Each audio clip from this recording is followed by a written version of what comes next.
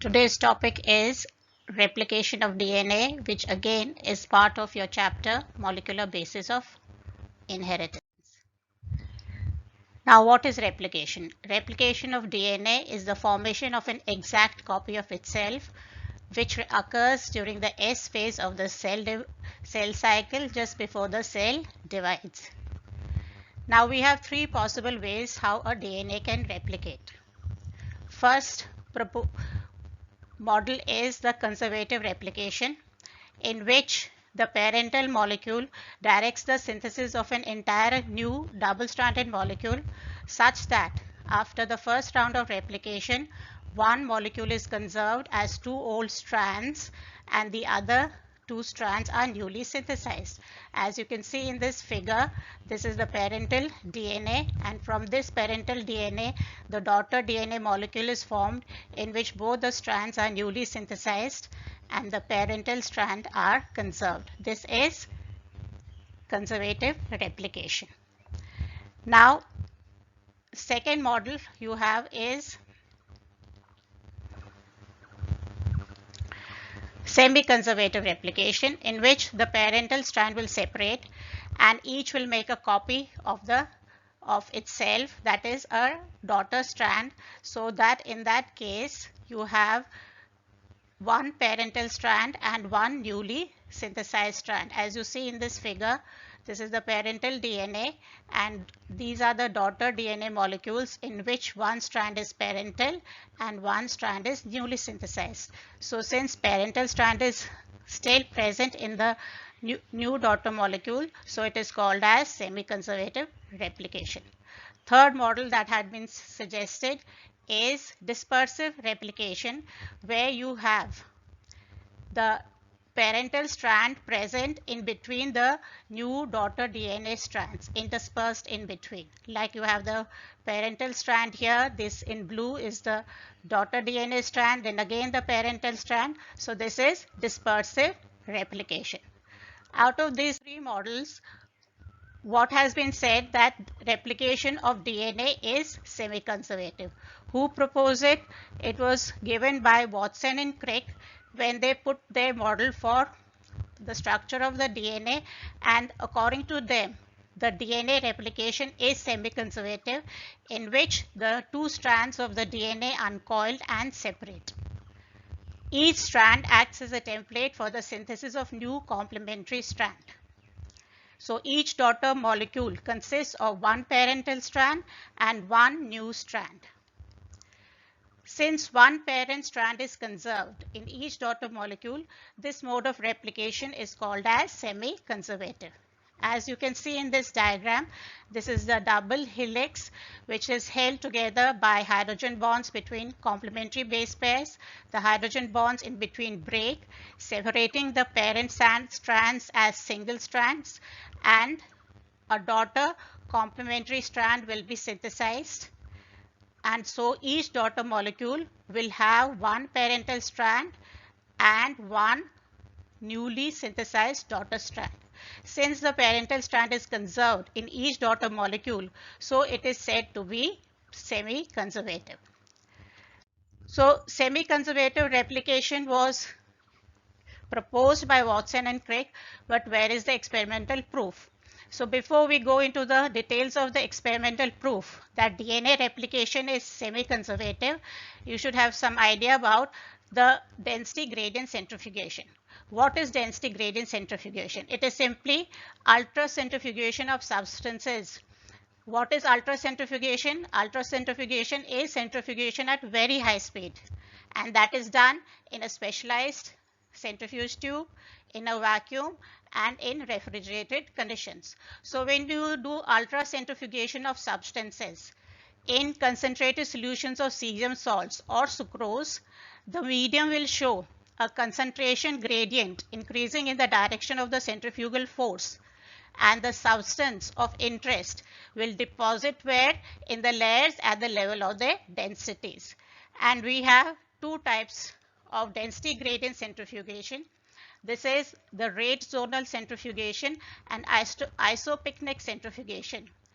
In rate zonal centrifugation, what we have, under the centrifugal force, a gradient, a concentration gradient of the salt solution like cesium chloride is formed. And here, when we have to check the densities of a heterogeneous mixture, they are going to separate out according to the differences in their size, shape and density. But we have to terminate this before the separated particles will reach to the bottom of the tube under the force of the strong centrifugal force. But in the second case, that is isopycnic centrifugation, this is done for separation of substances which is of homogeneous mixture like DNA. If you have to separate DNA in a cesium chloride solution, the cesium chloride solution, as you see here, forms a concentrated gradient. That is why it is said as density gradient centrifugation. So it will be having more dense solution at the bottom, intermediate density at the in the middle, and very light density at the top. So this is because the cesium chloride in an aqueous solution under the force of the strong centrifugal force, the cesium and the chloride ions separate out. The cesium being a heavy metal, it settles down at the bottom, making the solution, salt solution, very dense. A few cesium ions will be in the middle, making it of intermediate density, and mostly aqueous solution will be at the top, making it a light solution. That's why it forms a concentrated gradient solution, density varying light, intermediate and dense. So when we spin DNA in such salt solution like cesium chloride, the density of the DNA will settle down where it matches the density. If it is heavy, it will settle at the bottom. If it is having intermediate density, it will be in the middle. If it is having light density, it will settle at the top. So this is used, isopycnic centrifugation is used to separate materials on the basis of the density which is of homogeneous nature. Now coming to the experimental proof that replication is semi-conservative, which has been put forth by Messel and Stahl in 1958. And what they did, since nitrogen is a major constituent of DNA, as you know, it's present in the nitrogenous bases. So they grew E. coli in a medium containing nitrogen salts, ammonium chloride, but there the nitrogen was labeled with a heavy isotope, that is N15. And they cultured E. coli in this medium having N15, that is the heavy isotope, for many generations till both the strands of the DNA had incorporated N15 in it. So this is the nitrogenous basis where the heavy isotope of nitrogen will be incorporated in the E. coli. Now, after the E. coli, which had only N15 in the DNA, it was then transferred into a medium with normal isotope, that is N14, and then they cultured it and took samples at definite time intervals as the cells multiplied. The various samples were then separated independently, that is the DNA samples were extracted from the E. coli and were checked for their density in cesium chloride gradient, and it was seen that the DNA that was extracted from the culture one generation after the transfer from N15 to N14, that is after 20 minutes, because that's the time the E. coli takes to divide, they checked the density of the DNA and it was found to be having intermediate density or a hybrid. That is, one strand was N15 and the other was N14. Then DNA was extracted from the culture after another generation, that is after 40 minutes. And they found that they got two equal amounts of DNAs, two different types of densities. One was hybrid density and the other was light density in the ratio of 1:1. That is 50% hybrid and 50% light. So as they were, after 60 minutes of after 60 minutes, that is third round of replication, what they found that there is an increase in the amount of light DNA and decrease in the hybrid or the intermediate DNA. And these results is possible because due to the semi-conservative mode of replication, which involves separation of the two strands, and a new strand is assembled on each template. So when DNA is extracted from these cells and centrifuged on a salt cesium chloride density gradient, the DNA separates out at the point at which the density equals to that of the salt solution. And the DNA of the cells grown in N15 medium had a higher density than cells grown in a normal isotope N14 medium. So this is a figure where we will be showing this results of this experiment, where we have this, these are the N15 and N15 E. coli are grown in the heavy isotope, that is N15. So both the DNA for several generations, so that both the DNA strands had incorporates N15 in it. So from these E. coli, DNA was extracted and it was found to be heavy because it got deposited at the bottom of the cesium chloride salt solution. So then these heavy isotopes, so this was cultured in N15 so that they could distinguish the parental strand from the daughter strand. Now these E. coli with heavy, that is N15 DNA in them is transferred into medium having normal isotope, that is N14. They were allowed to replicate, and after 20 minutes the DNA from these E. coli was taken out and it was centrifuged in cesium chloride density gradient, and it was found to occupy they got a band in the middle of the centrifuge tube, and they said that all the 100%, that means all the DNA got deposited in the middle of the centrifuge tube, which indicated that they had intermediate density. And this is possible because DNA replication is semi-conservative. Here both the strands are having N15. When they separate out, the new daughter strands will incorporate N14. So it is having intermediate density. And after 40 minutes, that means after second round of replication, they obtained two bands, one at the intermediate position and one in the light. So intermediate position 50% and in the light they got 50%, 1:1 ratio. So this also further indicates that DNA replication is semi-conservative. So as they proceed further, they found there's a decrease in the intermediate densities but increase in the light densities. So after 60 minutes, 25% is having intermediate density and 75% light density. After 80 minutes, you are having 12% only of intermediate density and about 88% of light density. So from these results, it can be concluded that DNA replication is semi-conservative. If it would have been conservative, what would have been the result after first generation, after 20 minutes? We said conservative, the parental strand remains intact and the daughter DNA strand, both the strands are newly synthesized.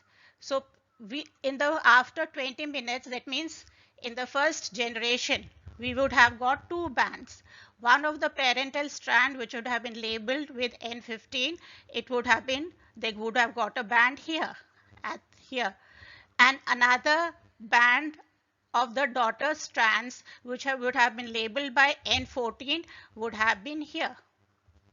So if they would have obtained two bands after 20 minutes, one at N15 position and one at N14 position, then the replication would have been conservative.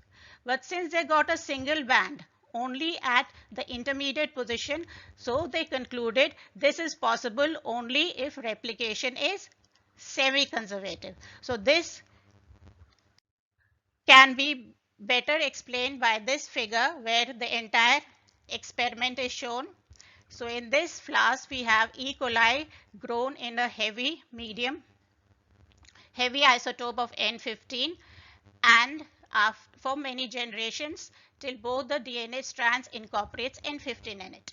So the DNA from these is taken out checked for the density, and since it got deposited at the bottom of the centrifuge tube in cesium chloride, so they concluded that they had heavy DNA. So here we are showing the DNA in with both the strands having N15 in it. So now these E. coli with N15 in it in both the strands is transferred into a culture medium having the normal isotope, that is N14. And after 20 minutes, because that's the time they take to replicate, the DNA is extracted from there, and in cesium chloride the density is checked, and it is found in the middle of the centrifuge tube, so they concluded that it has intermediate density. So obviously this is possible because both the parental strands are N15. When they separate out, the newly synthesized strands will incorporate N14. So one strand will be of the parental and the other strand will be of the newly synthesized. That means one strand will be N15 and the other strand will be N14, having intermediate density. So when these continue growing in N14, that means after 40 minutes, second round of replication, we get two bands, one at the intermediate position, one at the light position. So here we are showing here one, so this is of the light DNA, both the strands will be having N14 in it. This is having intermediate density, one strand will be having N15 and the other strand will be having N14. Now after 60 minutes, that means third cycle of replication, again you will find, again we'll have two types of bands, light and the hybrid. But you'll find that the ratio of light is going to increase because the light DNA will form light DNA. The hybrid again will split into two, 1:1 ratio. This will be light, this will be again intermediate. So total light will be in the ratio of 3 and of the hybrid in the 1 ratio. 3:1 ratio we are going to get. So these results are possible only if the DNA replication is semi-conservative, as has been proved by Michelson and Stoll. But there were other scientists also who carried experiment in different organisms. Like you have Taylor et al. They demonstrated that DNA replication is semi-conservative in a eukaryotic organism. But here they used was radioactive thymidine to check the distribution of the newly synthesized DNA in the root tips cells of Vicia faba beans. After incorporation of the radioactive thymidine, the root tips were transferred to unlabeled medium, that is non-radioactive medium. It was found in the first generation radioactivity was detected in both the chromosomes. In such, the original strand of the DNA helix was labeled with a radioactive thymidine and the newly formed strands was non-labeled. But during the second division, only one of the two chromosomes showed radioactivity and the other was non-radioactive. This you can see from this figure. This is the two chromatids which have been labeled by radioactive thymidine. After replication, the two chromatids are there, but since one chromatid has radioactive thymidine in it, so the entire chromosome radioactivity will be detected from the entire chromosome. But in the second generation, this will one chromosome will be having radioactivity, but the other chromosome will be non-radioactive. So Taylor et al. Will also prove by the experiments that DNA replication is semi-conservative. So it has been conclusively proved that replication of DNA is semi-conservative. And that's all for today. Thank you. Any doubts or any questions, please text me.